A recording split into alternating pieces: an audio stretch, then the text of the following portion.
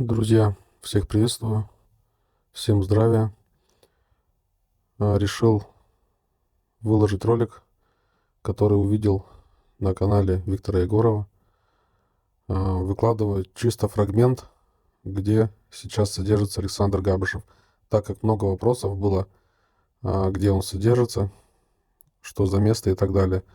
Вот Наталья Стальная, в принципе, засняла территорию и некоторые здания. Елочки, конечно, здесь очень красивые. Погода у нас отличная сегодня. Вчера был такой ветер. Я шла с магазина с пакетами. Думала, меня унесет. А сегодня прям жарко. Такое солнце. Играет солнце. Ну все, взяли у нас все продукты. Всем хорошего настроения. Всем пока. Ну вот еще пока. Видите, вот тоже пока я здесь на территории. А вот за этим зданием как раз отделение, где лежит Саша. Но я туда не пойду гулять.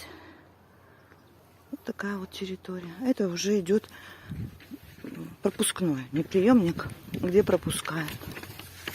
И вот такое красивое у нас сегодня небо. Не знаю, солнышко захватится или нет. Глаза светит.